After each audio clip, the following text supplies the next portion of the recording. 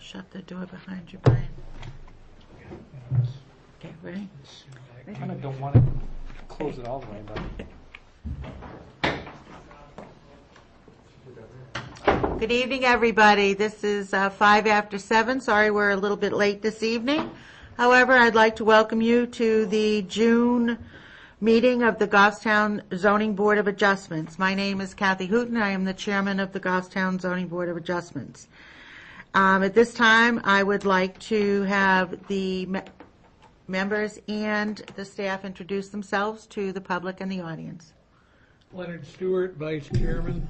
Gayla Breck. Brian Rose, Planning and Zoning Administrator. I almost said your position, Recording Secretary. You never said it. I was expecting because I'm a you to. member here. I'm member and recording True. secretary. True.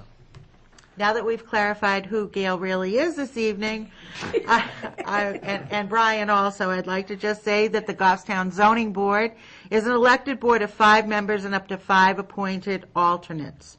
Presently, the board has 5 elected members and 2 alternates. If anyone is interested in serving on the ZBA, please see Brian Rose for more information. The board has a posted agenda for each meeting and tends to follow the items in order. The board will open the public hearing on an application to receive testimony from applicants, abutters, and affected parties and ask questions about the appeal. The public hearing will then be closed and the board will enter into a deliberative session to discuss the merits of the appeal/application. For each application, the board will decide to approve with conditions, deny, or continue to a later meeting. You're welcome to watch the deliberations this evening, or you can contact Brian Rose at Town Hall to get the results. For an applicant's request to be approved, and I want you all to pay attention to this one, there must be an affirmative vote of at least 3 members. 1, 2, 3. An applicant can request a continuance if there is not a full board of 5 members to act on an application. In other words, if you have an application here tonight, all 3 of us must vote yes. However, you do have the right to continue it to the next meeting if for any reason you feel one of us might abstain from voting or might vote negatively. So consider that when your application comes before this 3-member board. However, if you are aggrieved by a decision made by the Zoning Board of Adjustments tonight, you have a right to appeal to Superior Court. However, before you appeal to Superior Court, you must request a rehearing with this board to preserve your right to the appeal. The rehearing request must be filed within 30 days of this decision tonight and state all reasons why the decision was illegal or unreasonable.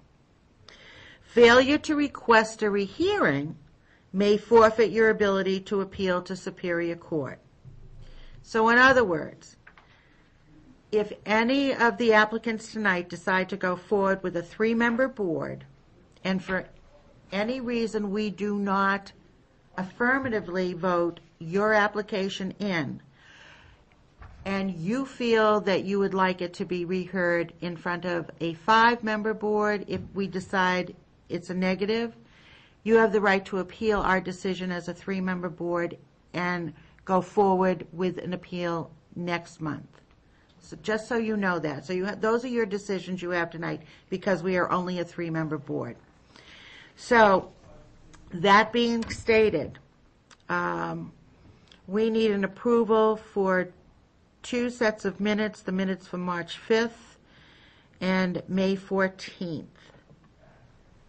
I'll entertain, were you here March 5th? Do you remember in March? I think that was the one. No, I hadn't been.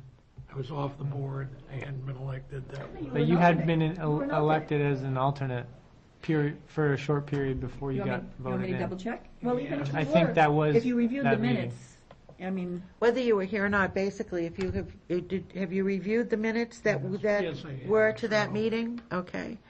And I was here. Were you here on March 5th? Yeah, I you- was here, you were not, Len. Okay, but have But if you you? reviewed the minutes, that's I- fine. I look at all the minutes before the meeting, so, I'm comfortable. I'll move to approve as submitted. Okay. I wrote them. Oh, I'll second. I'll second the minutes, and I will second the minutes. I had no problem with them, and I was here, and I did read them, so I'll second the minutes. All those in favor say aye. Aye. See, no negatives, the motion carries, that we approve the minutes 3-0-0. All right, the May 14th meeting minutes. You were here last month. You were here last I month. was here. Would you like to make a motion to? I'll move to approve. I'll second them. All those in favor say aye. Aye. Motion carries. The meetings of the May 14th minutes are approved. Okay, now,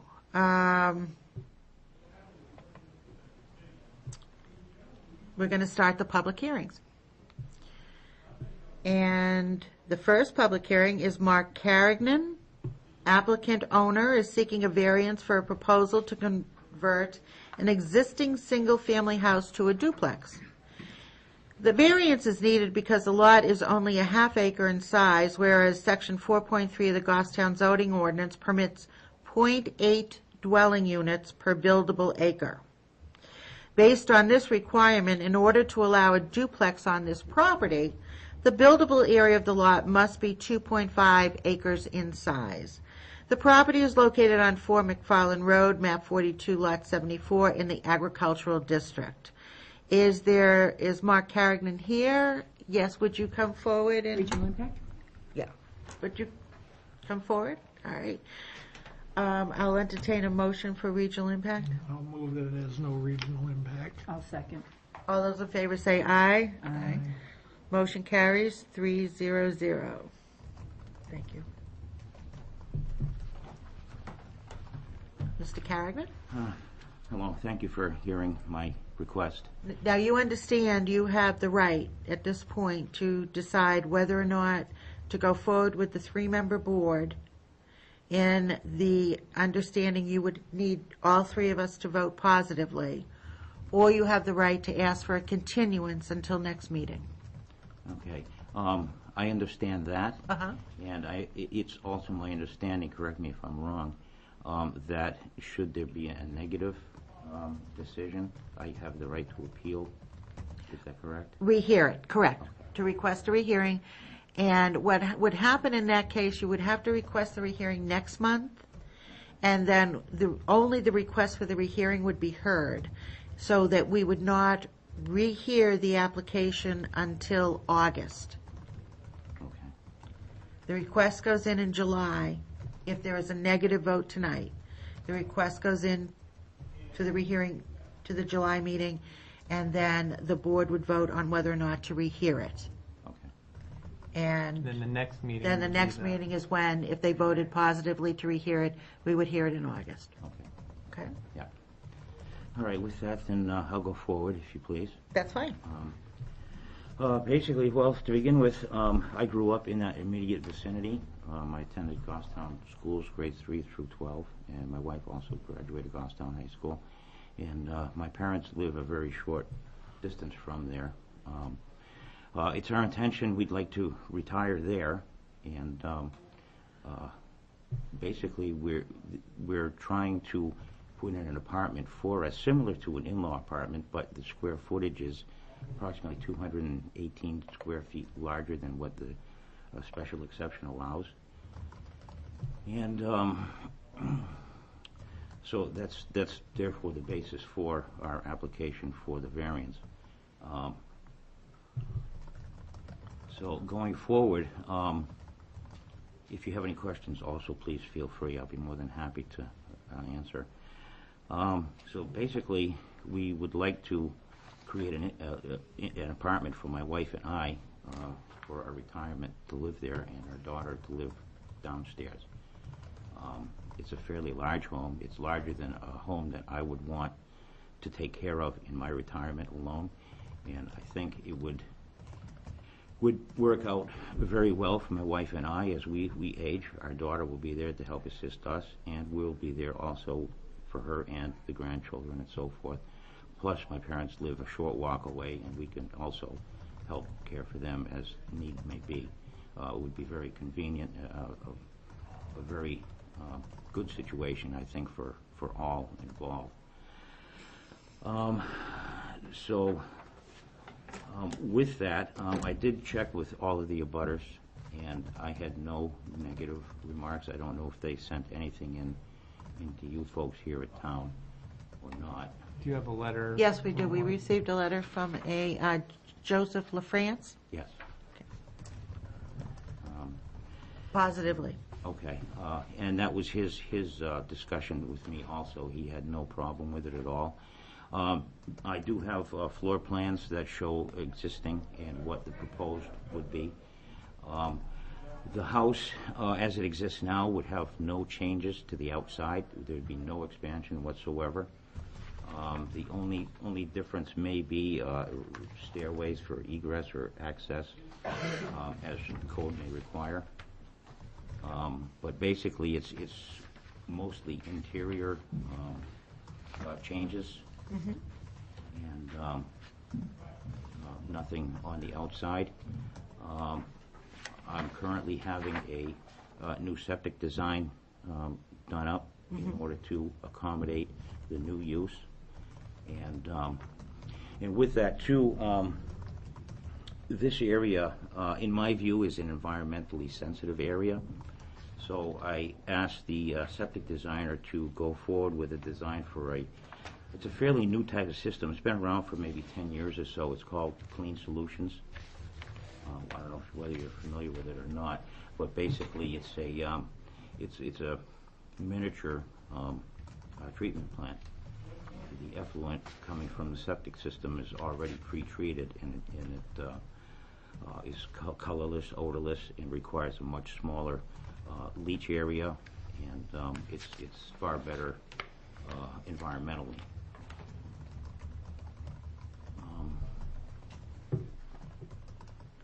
As far as the size of the lot is concerned, I did do due diligence in trying to look for ways to expand the lot. I talked with one of the abutters who did make an offer of possibly allowing me to acquire some property, but unfortunately it's across Mountain Base Road. It's not contiguous with my property, so it therefore wouldn't qualify. And I also, if you have a question. No, that's right. Go ahead. And there is another large parcel in the property behind me, and I've made 2 attempts to contact the owner, who's unavailable until probably next week, according to their caretaker. So I won't be able to address obtaining additional property to consolidate. This property has been consolidated once before. It was 2 separate lots plus a smaller strip of land, and I would like it to be in conformance, of course, but at this time those efforts have been not fruitful, but the attempts have been made and will continue to be made. So with that, if you do want a copy of the floor plan to view or not, whether it's material or not. Who lives in this house now? Right now, my daughter does, and her 3 children, her husband, and my wife and I reside there quite often, not full-time. My employer requires that I maintain an address that is within a certain distance from my office, so therefore we cannot be there 100% of the time, but we are there a great deal. As far as The issue for the apartment, as I said, the intent is for my wife and I, and it is in no case to be used as far as like a rental property to the general public or so on and so forth. This is strictly for family, period.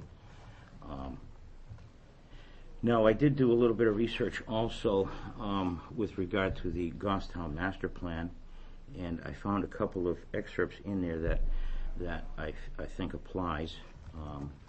The 2006 Goffstown master plan update, growth and development principles. One of them is create new and strengthen existing residential neighborhoods and housing opportunities, provide a diversity of affordable housing types throughout the community.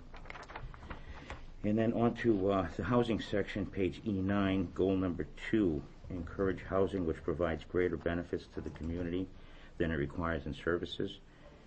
And the objective is to open new markets for different housing types. Under that, on page E10, there's an action item, HOU 4, says review existing zoning code to identify unintended barriers to mixed use and multifamily housing. The town should consider if any aspects of the current code inadvertently provide an advantage towards single-family suburban style housing over other types of housing. And the next action item, HOU 5, explore potential markets and demand for non-traditional housing. In addition to affordable housing, there is potential to develop market rate housing for young adults, empty nesters, and older adults.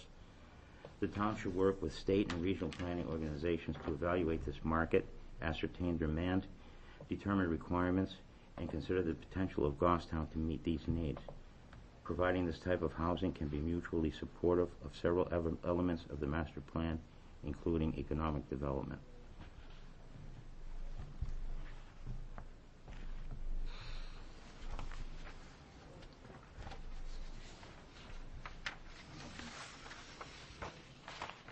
When did you buy this house? I bought this house in 2005.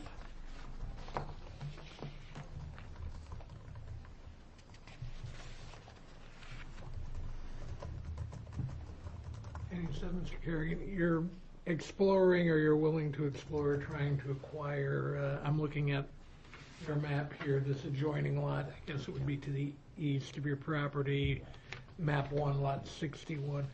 If you were successful in acquiring that, how much land would that give you if you were able to consolidate the two lots? I would try to meet the requirement of 2.5 acres total, so it would be 2 acres that I would try to obtain.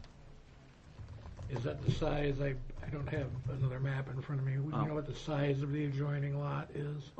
That total area, it's two lots from the way I see it on the maps. The total land area there is approximately 110 acres. Are we talking about the lot here to the immediate east? Or is that another residentially sized? I'm presuming you're talking about this parcel. Yes, right this here. parcel is very large. It's an old. Which one is that, farm map? house. Which one is that? Do you know which map? Map 1, lot 61. 160. Is that part of the, I believe it's the Allen Farm? Yes, it the is. Property trust that owns a lot of acreage up Yes. in that area? Yes, and as I said, I don't know if that will be fruitful, but I have made 2 attempts already, and their caretaker there, of that property, informed me that the owner, who could make that decision, would be there within a week or 2. So those efforts I will pursue. I do wish to have it a conforming lot, not only just for this, but I mean for other things that may come up. You know, it certainly makes things a whole lot easier for everybody. You mentioned that you had a possibility of another parcel, but you said because it was on Mountain Base Road and not on McFarland Road, I believe, that Yes. it could not be considered part of your parcel? That's my understanding. I discussed this earlier with Brian, Yeah? and that's kind of the conclusion that we came to. The reason I had stated that is generally, I know the planning board would shy away from having a road split a lot when creating a new lot. So to try to, I'm not sure how to do that. Well, but what I was thinking of, Brian, was down, we had I know that- there are lots that exist down like on- that. Like down, it was not Lynchville Park, but it was down the Danish Park area, I think it was. And we had those two women in here who wanted to do all that work to the house that was on the river. And they owned property across the street where we were thinking for parking purposes or road purposes. But that's why that was Those are part of separate the- parcels, though, not part of the same parcel. They own Okay. different parcels. There are parcels like along Riverview Park Road that do exist like that, but they're parcels that would not be created in the future like that if the planning board were to look at that. That's what I'm saying. It probably wouldn't go that way. So the response you received back from the Allen Farm people was that the decision maker would be back in town in a couple of weeks? Okay. And you are currently trying to negotiate with them for extra property? I would like to. Negotiations haven't started because it hasn't been Right. possible because that person isn't there. I would like to do that. I would like to go forward with this project, regardless of that, but I still do intend on pursuing that avenue. But yes, it's just that person's not available yet. Apparently, she's in Florida.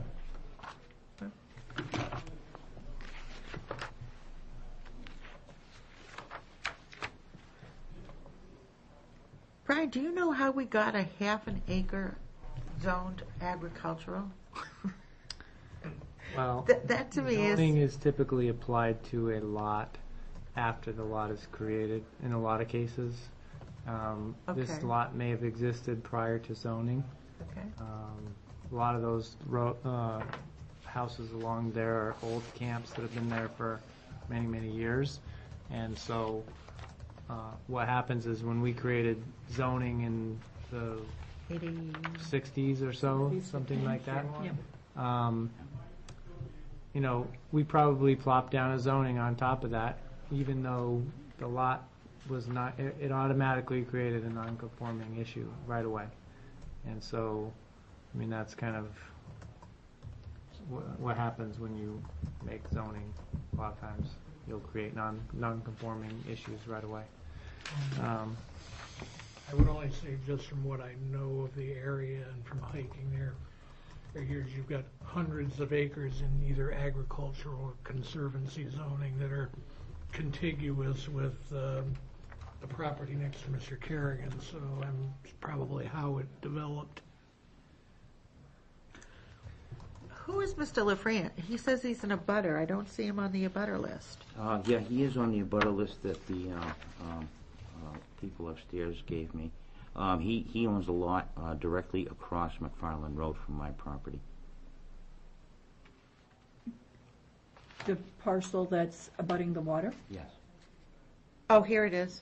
Robert Schlottman. Yes. And there's his name right here. I'm sorry, it wasn't.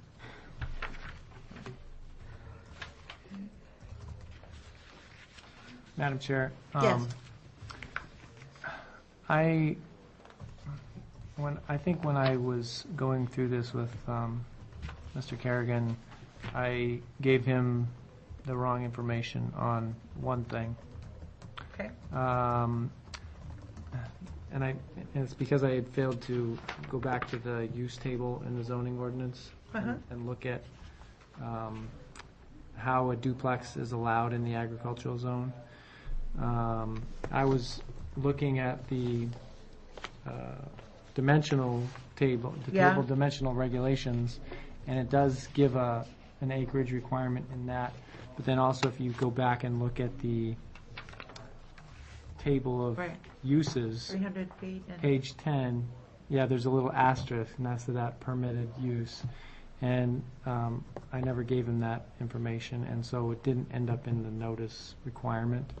And what it says is two-family dwellings in the agricultural zone are allowed where a lot has 3 acres and 300 feet of frontage or otherwise meets section 4.3 table of dimensional regulations. Right. So in actuality, the requirement should be 3 acres and 300 feet of frontage, which see that in has- this case, there's frontage, but only on McFarland? McFarland doesn't count because it's a class 6 road. So there's 100 feet of So frontage. you on- only get 100 feet of frontage with what you have along McFarland, and then you have, I'm sorry, you get 100 feet of frontage, which is what's on Mountain Base Road. Right. And that's the only frontage so you need actually 200 additional feet of frontage in order to meet that requirement. So, So I if kinda- you were speaking with Allen Farms, Yeah. you would want to, in your request, not only request a 2-acre lot, I would think. This is just. It actually has and to ask, bump make, it up and to ask for 2.5 acres. 200 feet of frontage to make it in conformance with our zoning ordinance. Yes. Just to say that to you, that that's what Brian's trying. And that I had noticed too because of the double asterisks. Yeah, the asterisk next to it, I totally forgot to look back at the use table on that. And, Okay. so, I mean, the variance request would still be for a duplex on a non-conforming lot. But there would be some additional non-conformities, I guess, that would be added in, along with that. Do you So, mind if I have a discussion with Brian like this? Oh, Okay. Do you think we need to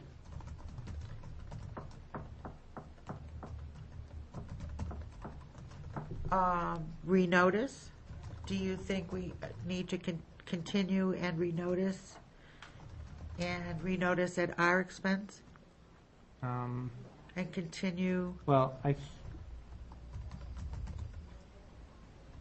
I would say it would be the safer thing to do, I would say so too.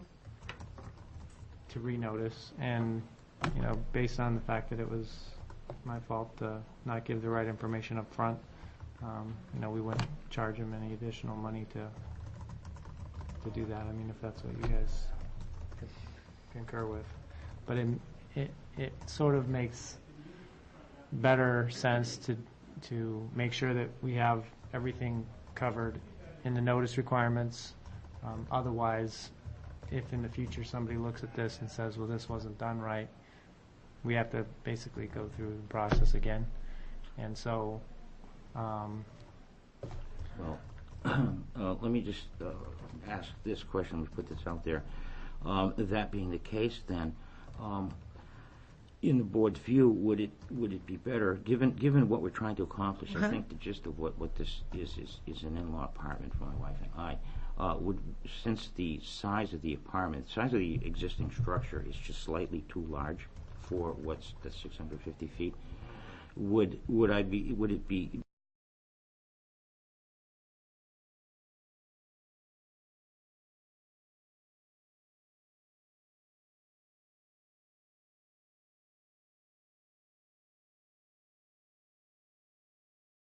Apply for a special exception. yes. And that would mean that you would have to meet the criteria for a special exception Right. if you were going on the in-law apartment. you may need variance for certain requirements because, Right. like, for example, he's be exceeding twofold, the amount right. of square footage, so he'd need a special exception and variance. But in general, in any of these scenarios, there's often 2 alternative ways to obtain what you're looking to do. One is get a special exception and possible variances regarding those special exception criteria. 2 is duplex with, whatever variances you may need for setbacks or whatever else. So, I mean, it's again a discussion that we can explore, and if you want to change your route, we can do that too. I would say, though, if you want to change that, then we would probably still have you pay for the renotice fees versus if we do this, then if we make the change based on my mistake, then we would pay the renotice fees. It's $8 per abutter, probably not that big of a deal either way, but Right. That would be. I'm going to do something that I very rarely do, and I very rarely comment prior to discussion. But to you, I'm going to comment. Okay. We have a couple things on the table here. We have the table of the possibility of you getting additional acreage Right. that would satisfy the requirement for the variance that you have requested. Right. We have a condition here where we have additional language that needs to be added to the application and for the butters to know that Brian neglected in this particular notice. So we need to amend the notice. In any event,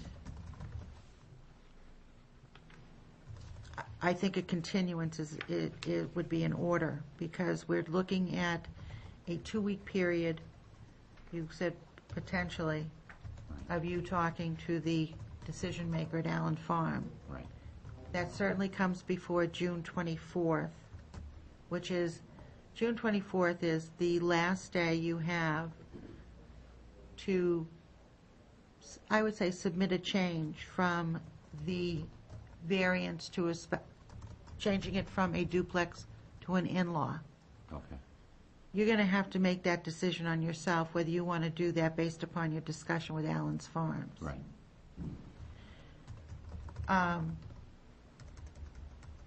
Because we're all within that window.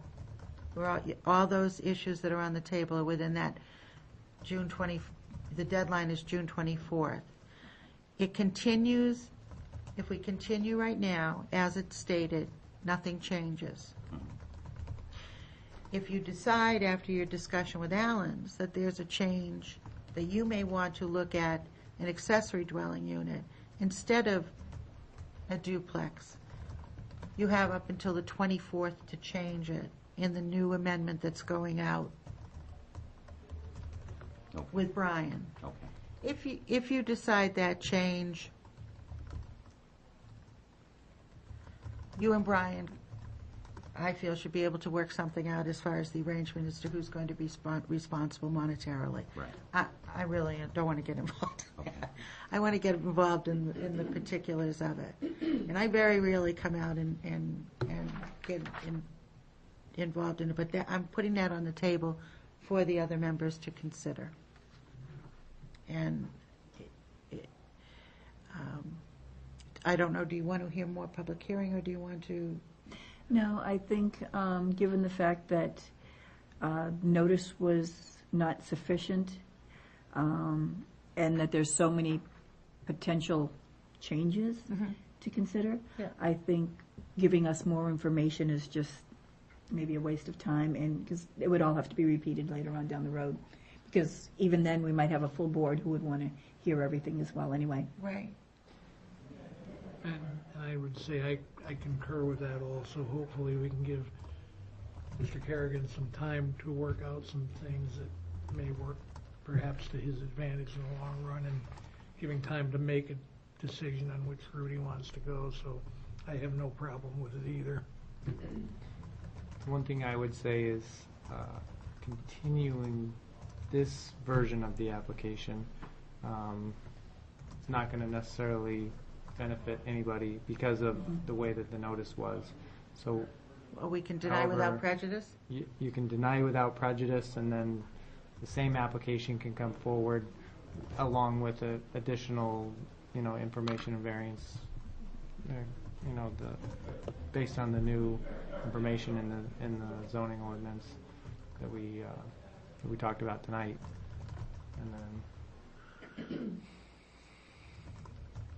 and then just come back to the board again. Couldn't we continue? We could make a motion to continue the application as long as the re-notification included the double asterisk amount. I would No. just say I You don't don't think think- you that's don't a like good that? idea. I think Okay. procedurally Brian has the Okay. right tack on it because we've already opened the hearing and started to take comment on the matter, so Let's clean the slate and start over. Start fresh. I think that's the best Okay. way to go. And when we do that, we deny without prejudice because of procedural reasons. There's nothing that is really for or against anything. We're just getting it off the table. Closing this file and starting out a new one. Okay, it's fresh start. It's fresh start. And if the fresh start from what I understand, is only to correct the language of the notice being posted incorrectly, then the town will be liable for the payment of that renoticing with the new application.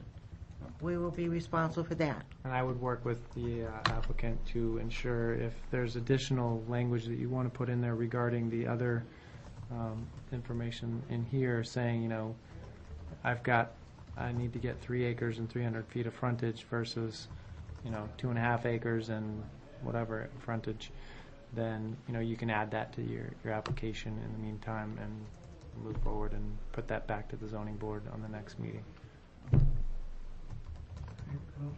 Will you entertain a motion based on the recommendation discussion? I move that we deny the application without prejudice for the time being. I'll second.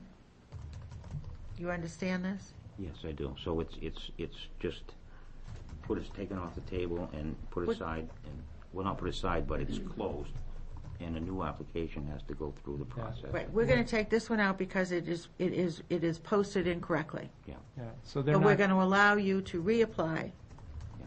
with it posted correctly in accordance to what Brian has brought up and other things, whatever you agree upon. Yeah. And then we pay for that. When- Okay? Short of changing your decision as to whether you're gonna go for a duplex or an accessory dwelling unit. Right. That's, you, And that has to be ironed out between Brian and Yeah. I before the 24th Right. of June.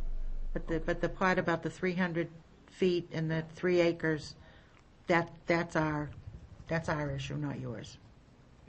And the reason why is that because we'd already opened the hearing, started to hear your testimony. And then that was brought to light. That we can't renotice and then, start over, and not start over again with a new proceeding, so. and when they deny without prejudice, that's different than just a straight denial based on the criteria that you answered in your application. That allows you to still come back and ask for the same request and not have to do like a rehearing thing and all this appealing and things of a denial. Yeah. So that's You can the come back difference. next month with it, and it just cleans, it's a paperwork, it's a Okay, paperwork process. yeah, I understand. Okay. Okay. So the motion has been Made and seconded. made and seconded. Okay, all those in favor of denying the motion without prejudice, say aye. Aye. There being none, the motion carries 3-0-0. And Give me a call and we'll work it out. Okay. Okay, very good. Thank you very much. thank you very much. Thank you. I apologize again for It's okay, things happen. We'll work Well, I through it. also like that it gives you time to also go forward with Yes. the Allen issue. Right, so I'll know one way or another with that issue. We'll have more, so it's, I think it's all good. Okay, yeah. I Okay, think it's very all good. good Thank for you very that much. to be continued.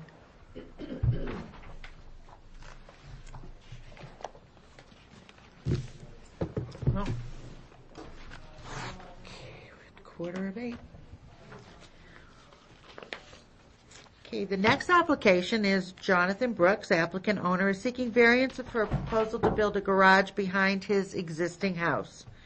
The variances are needed because the proposed garage will be 7 feet on both sides from the side property lines, whereas section 4.3 of the zoning ordinance requires a 15-foot side yard setback on both sides. A variance is also needed because the proposed garage will be 25 feet from the rear property line, where section 4.3 of the zoning ordinance requires a 30-foot rear yard setback. The property is located on 15 Pine Hill Avenue, map 15, lot 109, in the residential 2 district. Is Mr. Brooks here? Okay, before Mr. Please come forward, and before we start, I'll entertain a motion for regional impact. I will move no regional impact. I'll second. All those in favor say aye. Aye. Motion carries 3-0. You have no regional impact. Great. We're getting in the right direction, That's huh? right. Okay, would you like to tell us about what you'd like to do, Mr. Brooks? Sure. So my wife and I originally were gonna look for another property, but I've had to move my mother and my sister here, and they're in Edward Roy Apartments, which is less than a block from my home, and I have to monitor their medications and so forth. So I'm usually down there every day. And along with that, I also have a chronic back condition, although today's a good day, where one of my discs has deteriorated. It makes it very difficult for me to be bent over for any length of time. So over the last few years, I've been able to do less and less at home without some kind of a garage or something to do, because I work on cars and so forth. So that kind of put me into a corner, and I decided I would try to build a garage because it would be best for everybody, including me. I spoke to my abutters, and the consensus seems to be that it actually would improve the look of Holly Street, because if you drive by the property now, you're just looking into an empty lot. A garage there would actually enhance the look of that street quite a bit. Secondly, the lot itself is only 40 feet wide. It is extremely tiny.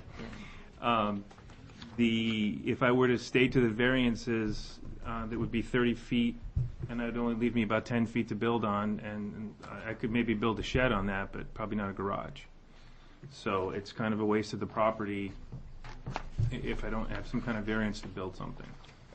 I worked with Brian on it. I also worked with DPW, and their suggestion, given the layout and how the water flows in the street, would be to actually move the property back to the 25-foot mark, which would give me, with the length of the garage and the slope of the lot, would give me the proper excess grade, because the property is also higher than the lot that my home is on.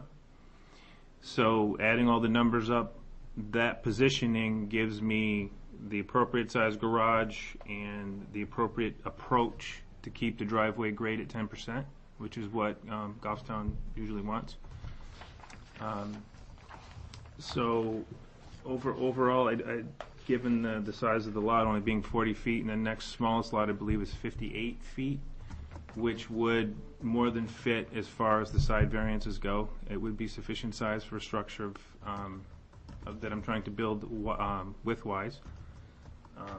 So I'm not sure that the actual ordinance, when it was originally developed, really was meant to take into account a lot size as tiny as mine.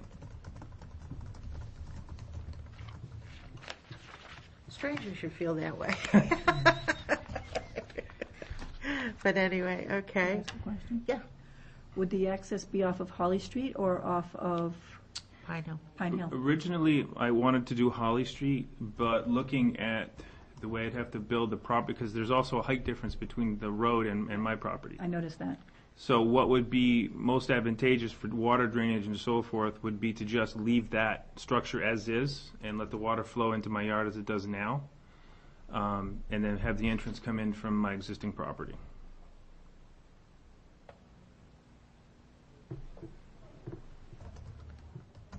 Is the side of the house of your existing property already blacktopped? Yes, it's blacktopped right to the edge of one of my abutters. Actually, both the abutters on both sides. Yeah.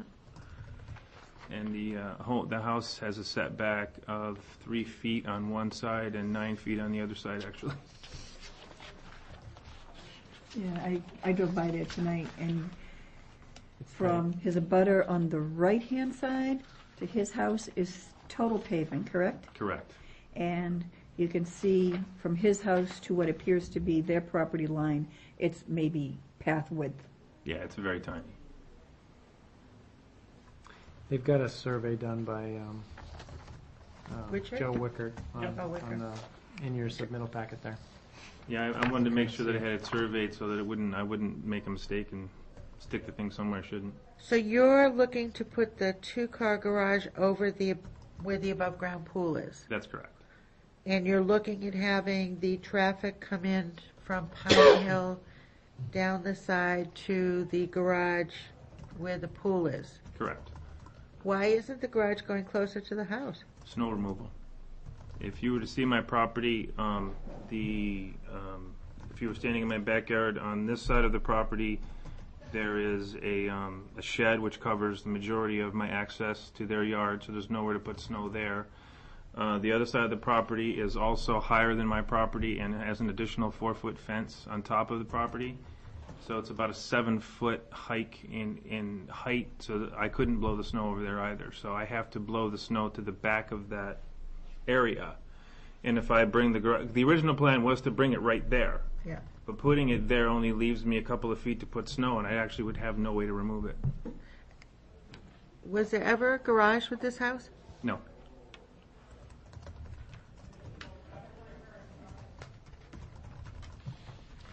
Len, do you have any questions of? Well, your existing vehicle storage is in the driveway area alongside the house, or in the paved No. area to the rear of the house? The paved area to the rear, yes. Do you have this picture? Can you see that after? Yeah. That's in the, if Gail wants this, that's hers. Yeah, yes. You can see my predicament. It's really tight in there. And we have, I also have three children that all drive now, so I'm constantly working on somebody's car. I remember that. Oh, and You have 3 children that drive? yes. Okay. This is his house, this is the pool, this is where the garage wants to go. Now, I have an off-subject question to ask. That shed that's by where your pool used to be, Mhm. is that over the property line? Or is that on the property line? It's not on the property. It's over. It just looks bad in the picture, probably. Is that the metal one or the little tiny one? The one closest to Holly Street. That's been there. That was built by the original or the owner before me. It just- I think it's like 2 feet off. It's actually coming down as part of this. Okay. Yeah, on the survey plan it says TBR, so that's to be Okay. removed. Could be a condition.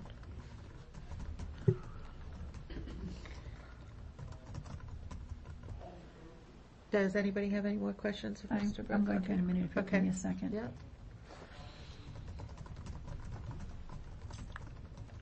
So you're removing the pool? It's already gone, right? Yep, it is gone. There's a hole there now. Big bare spot.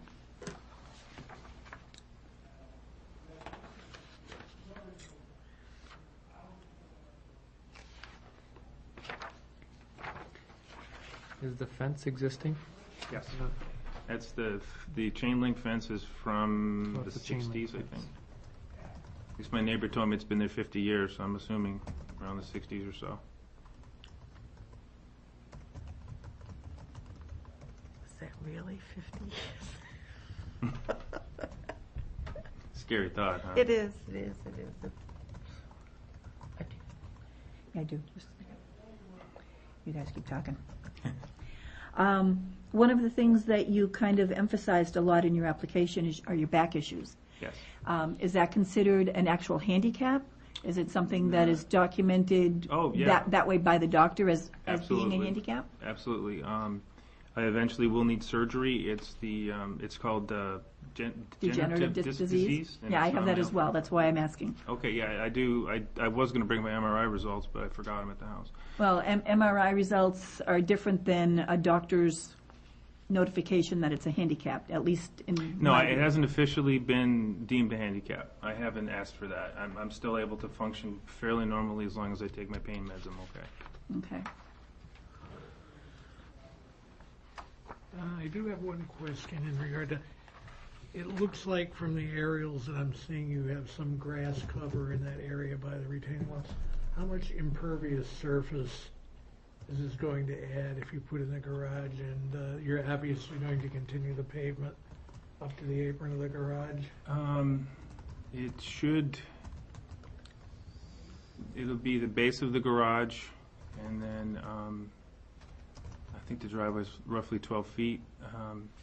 It shouldn't affect water flow, however, because the majority of the water comes down through if you're standing with your back to my house, it would be the right corner of my property. It flows over that wall and then down onto the driveway, and that will not be obstructed. And the back of the property, since there will be no retainer wall or anything back there, there'll be no obstruction for water flow at the back of the property either. Okay, so you're not talking about taking out all of the grassy surface there, no. just building essentially a Just a driveway from the existing pavement? Correct. To the front of the garage? Correct. The rest of it will all stay grass so that the water can drain properly. Do you know the amount of the surface area of your lot that will be covered by impervious surface, by the house, by the paved area, by the garage? Not exactly. I could probably figure it out.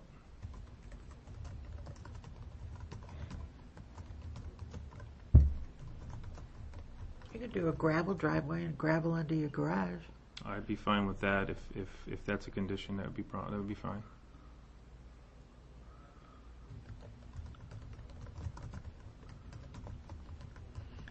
I'd be concerned because you say the water flows down onto your driveway. In But- springtime, it's usually not a problem during the summer. Okay, but your driveway, if there's additional flow onto your driveway, it could easily flow into your abutters' yards on either side to impact their property. The actual water flow shouldn't change. I wouldn't think much at all. Let me think about that for a second.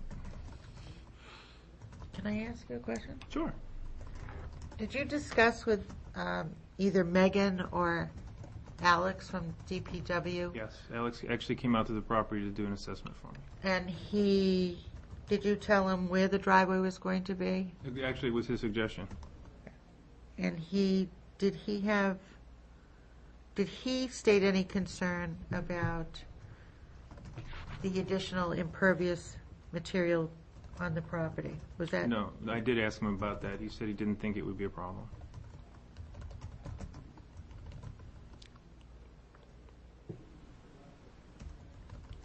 One thing about We didn't receive that the from. floor of a garage versus, being paved or not, that's considered impervious surface either way, because rainwater will hit a roof and Oh, run right. off, Right. and so the roof becomes the The impervious impervious surface surface. versus the floor.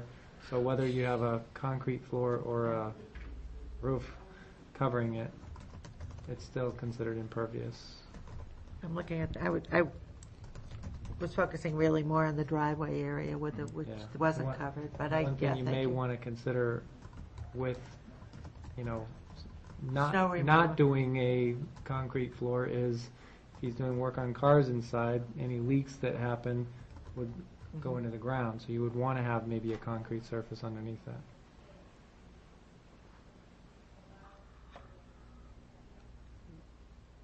Does anyone have any more questions for Mr. Brooks? Actually, just one, in terms of the slope of the lot, you said as it flows to the direct, hey, what's the slope toward, is it toward your house from the location of the driveway, or is there also a slope toward Holly Street on the side? Which way is the water flow in general? Since there is a fairly steep angle at the back of my property onto Holly, it will come directly down. And it is pretty much sloped slightly so that it does flow towards my house at this point. Yeah, Holly is higher. Holly's all goes higher, down. okay. Yeah, Holly's quite a bit Okay, higher so from general- his property. Flow is toward Pine Hill then? Right. Goes down to Pine Right. Hill. That was the thought behind not having the retainer wall at the back of the property. What do you consider the back of the property? I'm sorry, well, Holly would be back up. Okay, thank you.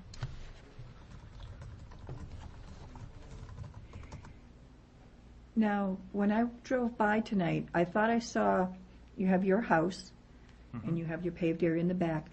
And isn't there some sort of a retaining wall before you get to that second portion? Yes, there's an old stone wall there. Okay. So is this garage, how are you gonna get the vehicles up there with this old stone wall? Well, we'll cut into the property to extend the driveway up.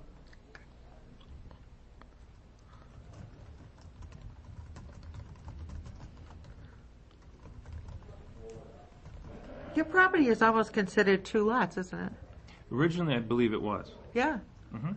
Because both, it looks like there's a house, each street has houses Mm-hmm. except yours. That is, Correct. Mine's the only one that's set up that way. Looks like 2 old lots that were merged at one Yeah. point, and this became somebody's backyard, and now it's his backyard. Exactly. Yeah, Conrad that used to live there purchased the second lot 30 years ago or something like that, when he first built his own home, or built that home. for his pool. Huh? You certainly have a lot of additional land there, considering the abutting neighbors.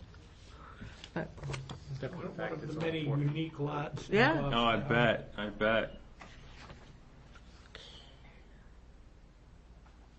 trying to see if there's going to be public comment. That's why I want to see if there's any public comment.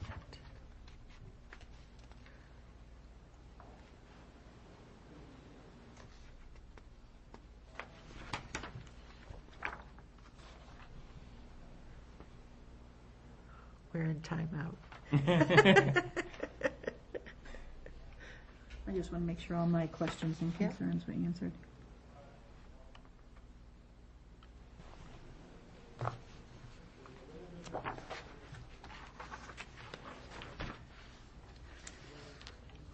For the board's information too, I'll just note that generally a garage would be considered an accessory structure and would only have a 10-foot setback. But in this case, I think it exceeds the amount of square footage that could be allowed for an accessory structure. So that's why it has to meet the 15-foot setbacks. Right. Because normally, accessory structures, we only allow to go up to 600 50. square feet. Yeah. And that's, I can't recall the exact square footage of this, but it was You say 600 maybe or around 650? 800 or It's 1,000. at 600, like that, yeah. accessory dwelling units is 650, so Okay. I don't know if there's a difference. It's 600 for Accessory unit, accessory accessory building, structures. Yeah. structure. Yeah. And what was the size of your garage? It's 24. 24 by 30, I believe. Yeah. Oh, it says it on here. Yeah, 24 by 30. 720. Oh, it's just a little over. Do we have any more questions of Mr. Brooks? No. Thank you, Mr. Brooks. I'm now going to see if any of your abutters or interested party would like to speak. Great, thank you.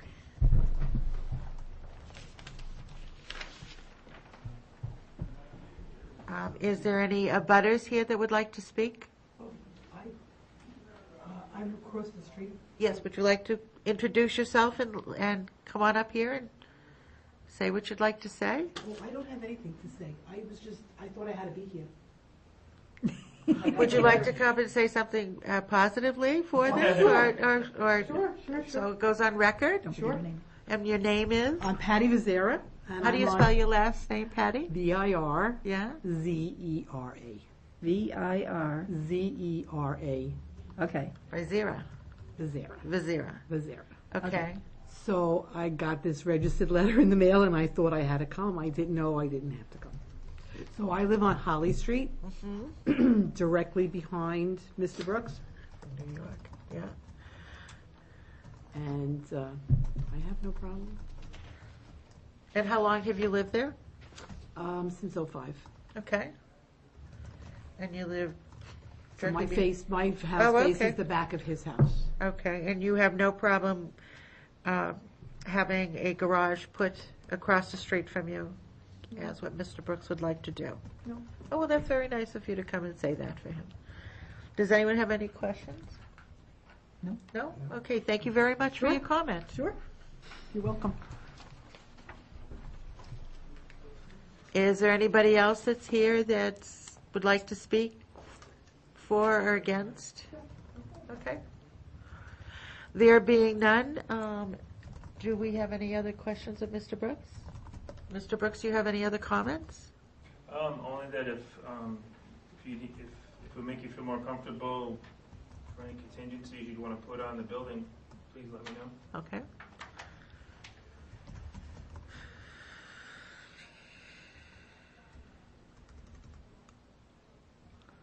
Would you object to a condition to remove the shed that you said you were going to remove anyway? Absolutely. Okay. Go take it down tonight if you'd like. Well, it's 8:05. It could be a late night.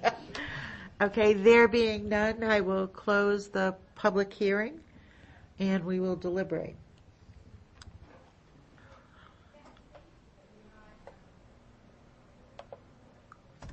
Well, I would say, are we going to take him at his word to remove the shed, or are we going to?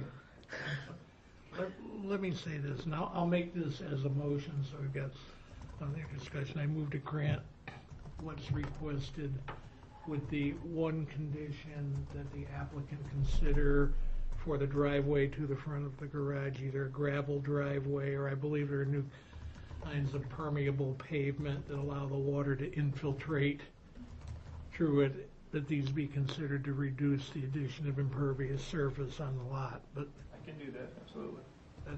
that's the only condition I would seek.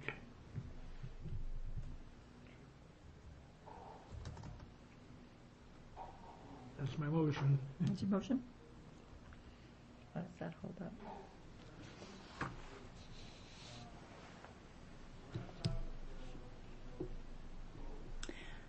I think I would like to add, just for the record, even though he's already said it and he is obligated to do it because it is on record, but I would like to include for the record that shed be removed. Okay, and that's why I brought it up, 'cause Is that okay with you?